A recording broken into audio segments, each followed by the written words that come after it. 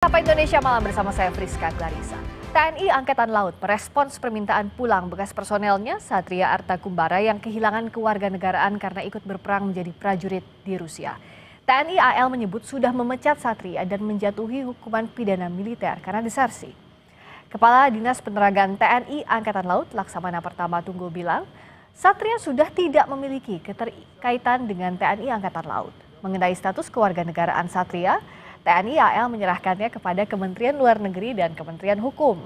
Namun yang jelas Satria sudah dipecat dari TNI karena terbukti desersi di masa damai.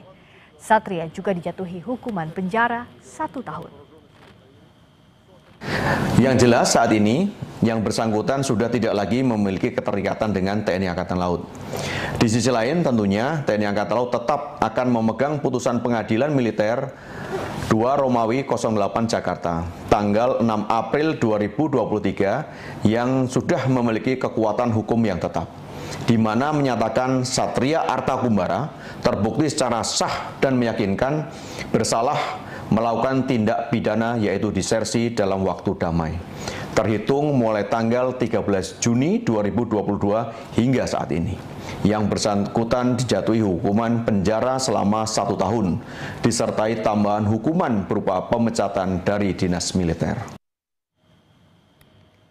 Dan juga Menteri Hukum Supratman Andi Aktas menyebut tidak ada proses pencabutan kewarganegaraan Satria Artakumbara sebagai warga negara Indonesia. Namun Satria sudah otomatis kehilangan kewarganegaraannya jika berperang untuk pihak asing. Menurut Menteri Hukum Supratman Andi Aktas, Satria Artakumbara otomatis kehilangan kewarganegaraannya jika berperang untuk pihak asing. Tidak ada proses pencabutan kewarganegaraan Satria Artakumbara menjadi WNI, tapi yang bersangkutan kehilangan kewarganegaraan secara otomatis, ujar Menteri Hukum Supratman Andi Aktas. Jika ingin kembali menjadi WNI, maka Satria harus mengajukan permohonan menjadi WNI kepada Presiden Prabowo Subianto dan menjalani proses naturalisasi. Sebelumnya, ex-marinir TNI Angkatan Laut Satria Artakumbara menyebut ingin pulang ke tanah air dan memohon Presiden Prabowo Subianto mengizinkannya kembali menjadi warga negara Indonesia. Satria bilang dia tidak tahu soal undang-undang yang mengatur kehilangan kewarganegaraan jika berperang untuk pihak asing. Ia menegaskan ikut berperang di Rusia hanya untuk mencari nafkah.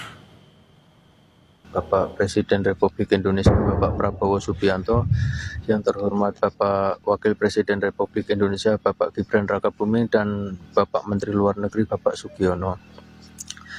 Mohon izin Bapak, saya ingin memohon maaf sebesar-besarnya apabila ketidaktahuan saya menandatangani kontrak dengan Kementerian Pertahanan Rusia mengakibatkan dicabutnya warga negara saya. Mohon izin Bapak, saya tidak pernah mengkhianati negara sama sekali, karena saya niatkan untuk datang ke sini hanya untuk mencari nafkah. Dengan ini saya memohon kebesaran hati Bapak Prabowo Subianto, Bapak Gibran, Bapak Sugiono, mohon kebesaran hati Bapak untuk membantu mengakhiri kontrak saya tersebut dan dikembalikan hak kewarganegaraan saya untuk kembali ke Indonesia. Bagaimana pemerintah harus merespons permohonan ex-prajurit TNI AL yang menandatangani kontrak untuk berperang dengan pihak asing? Kita akan bahas bersama pengamat militer dari Center for Intermestic and Diplomatic Engagement, Anton Ali Abbas. Mas Anton, selamat malam. Malam, Mbak Friska. Ini kasus yang cukup sulit ya kalau kita lihat, karena kalau kata Menteri Hukum ini otomatis hilang kewarganegaraannya. Kita mulai dari situ dulu. Sebenarnya aturannya gimana sih, Mas? Kita kalau ngomong tentang kehilangan kewarganegaraan berarti kan harus rujuk PP nomor 2 tahun 2007 yang diperbarui oleh PP 21 tahun 2022. Di situ sudah jelas itu bahwa bagaimana seorang WNI itu bisa kehilangan kewarganegaraan. Jadi termasuk juga misalnya ikut dalam dinas asing tanpa izin presiden gitu. Nah, ini kan yang selalu digaungkan kan. Tapi ada problemnya bahwa kehilangan kewarganegaraan itu ada 2 jalur. Yang pertama adalah permohonan sendiri. Saya memohon untuk minta dicabut. Atau kan itu di pasal 31 itu dijelaskan ketentuan-ketentuan itu. Tapi siapa yang masuk dalam ketentuan itu Gitu, saya nggak mau lapor, nggak minta.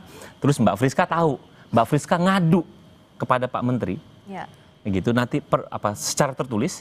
Nah, pemberitaan secara tertulis itu diverifikasi dan lain-lain. Itu ada pasal 32 sampai 34. Nah, setelah ketahuan emang benar, maka kemudian kehilangan kewarganegaraan itu akan melalui keputusan menteri yang dideklar bahwa nama ini telah dicabut kewarganegaraannya. Nah, pertanyaannya adalah ada nggak surat keputusan itu? Nah, kalau tidak ada suratnya bisa jadi dispute dong. Nah, bisa jadi dispute. Itu yang harus diperjelas dulu sama Pak Menteri. Ini nggak ada cerita otomatis. PP itu udah jelas kok nyebutkan. Ada dua pilihan. Mau pemerintah yang nyabut, gitu, atau saya memohon. Kalau yang saya memohon nanti keputusan dari presiden. Presiden akan memutuskan. Tapi harus ada dulu berkasnya, harus ada suratnya dulu gitu ya Mas Ada Antonio? suratnya dulu, ada secara tertulis, dideklar.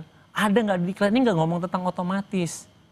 Ini yang harus diperjelas Nah, dulu. kalau nggak ada gimana sekarang? Nah, dari yang pertama adalah harus menjelaskan bahwa Kementerian Hukum itu pernah mengeluarkan itu atau tidak, pernah melakukan verifikasi itu atau tidak. Karena memang PP itu tidak menyebutkan informasi ini kan ketika kan sebenarnya kalau kita informasi yang saya dapatkan misalnya ex marinir ini kan tuh sejak 2023. Ya. Jadi kan ini sekitar 2 tahun ya gitu loh. Sementara di PP itu nggak ada pernah nyebutin bahwa ketika dapat informasi itu harus berapa lama, nggak ada. Ya. Gitu. Jadi dia memang harus ada laporan tertulis itu diverifikasi, baru nanti hasil verifikasi itu dibuat keputusan. Jadi memang semuanya tertulis. Nah dinyatakan dulu, pernah nggak itu disebutkan? Jadi nggak bisa bilang bahwa ini otomatis. Nggak ada yang bicara otomatis.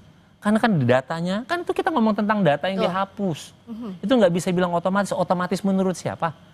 Kalau misalnya otomatis, loh ini emang negara udah auto gitu kan? Enggak gitu. Semua nama berkas segala kan masih tersisa. Jadi berkasnya pun harus, kalaupun iya itu harus dicoret Harus dulu semuanya. dicoret dulu bahwa dia memang itu, Oke. memang telah Nah, dicabut. kalau sekarang posisinya apa yang bisa dilakukan? Permohonan WNI, tapi di sisi lain ini juga kan bicara soal national security. Yeah. Artinya bukan WNI yang cari pekerjaan biasa, bukan dagang keluar, ini Yeah. jadi tentara, Mas. Betul. Nah, bagaimana negara harus mendudukan masalah ini? Jadi kan ini sebenarnya saya ngeliat agak punya kemiripan ketika tahun 2019 lalu kita punya PR ada keluarga yang bergabung gitu dengan Syria gitu di ISIS minta pulang.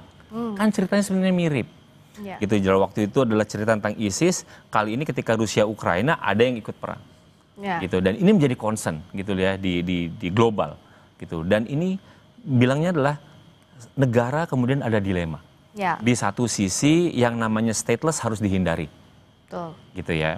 Memang ini yang kemudian kita harus klarifikasi apakah kontrak itu Rusia dalam hal ini memberikan status kewarganegaraan atau tetap WNI. WNI gitu ya. Atau apa? Karena kalau misalnya dia dual kewarganegaraan, kalau kita dicabut nggak ada masalah karena ada keluarga dengan satu lagi. Karena ngomong tentang HAM nggak boleh negara ada satu warga negara itu stateless sifatnya, itu nggak boleh. Ya. Gitu. Jadi kalau dicabut itu bahaya gitu ya. Jadi ada ngomong tentang human rights. Tapi di sisi lain kita juga punya problem. Ada ngomong tentang national security. Apakah ini nanti mengancam dan lain-lain. Kedua kita akan bicara tentang kapasitas negara. Ya. Apakah kebijakan terkait repatriasi dalam hal ini foreign fighters itu sudah ada atau belum? Karena kita nggak bicara hanya tentang memulangkan. Ya. Tapi bagaimana kita rehabilitasi dia, kalau dia kena PTSD misalnya, post traumatic stress disorder harus diobati. Ya. Gitu. Lalu bagaimana nanti dia reintegrasi. Ya. Kebijakannya ada banyak hal yang harus dipikirkan. Kita sudah siap belum dengan itu? Apalagi kalau misalnya kita ngomong terorisme kan seringkali karena ini ideologi gitu ya. Oh dia bisa diradikalisasi. Lah ini kalau ngomong tentang motif ekonomi. Ya. Bagaimana kemudian kita tidak hanya bicara tentang parsial, kita selesaikan ini, enggak, kan kita juga harus mengatasi root causesnya. Oh berarti ini bagaimana agar tidak terjadi lagi ke masa depan. Kalau misalnya sebelumnya teroris itu, ini warga sipil biasa, ini ex militer. Ya. Nah ini kan ada sangat kompleks masalahnya yang bagi saya memang pemerintah harus cari solusi ini.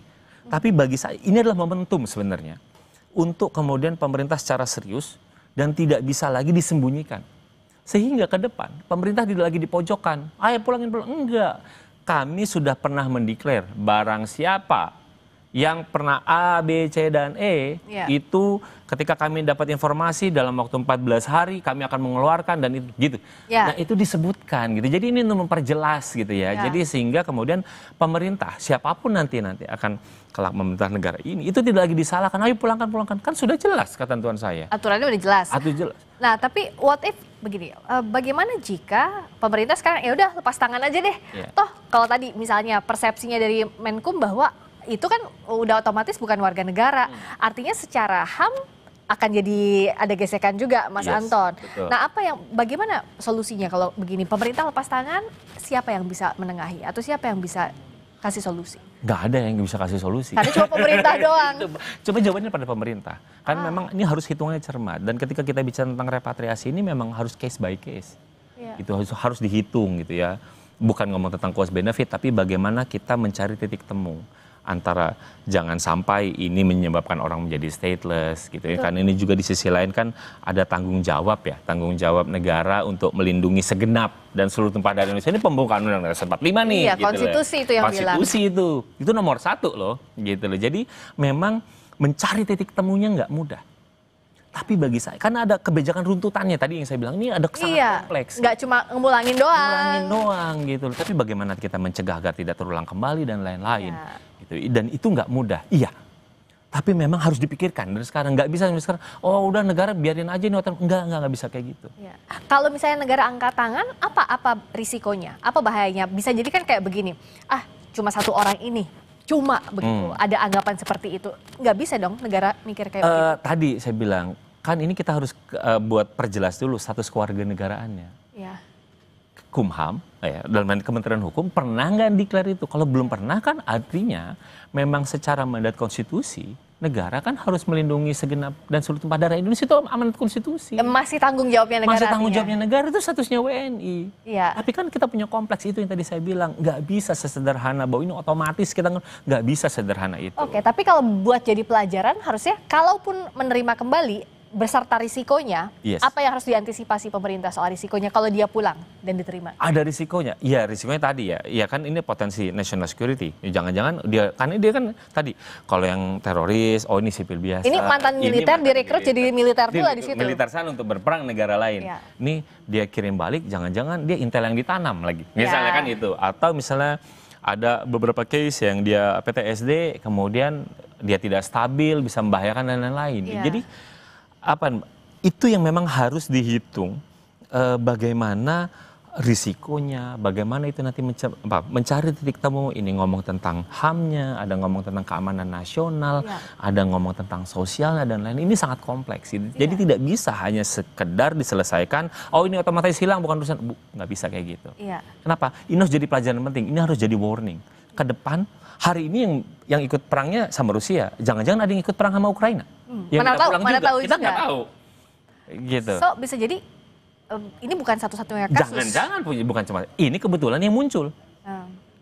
Kalau besoknya ada banyak nih, kan kita belum tahu. Tapi how come sih kok bisa ya mereka tuh direkrut sampai jadi militer negara lain? Apakah ini awam atau jalurnya dari mana gitu? Pertanyaan sederhananya. Dalam case Rusia Ukraina, orang tidak dalam konteks dia direkrut untuk militer negara lain. Enggak. Dia berperang untuk negara lain. Yang belum tentu itu memang dia bergabung sama militer. Oh, oke. Jadi kalau kata simpelnya tentara bayaran. bayaran. Nah, kita sering dengar itu di film tuh benar-benar ada tentara bayaran. Tentara bayaran. Nah, ya itu kan dia dalam kontrak, dia dapat uang dan lain-lain. Ya.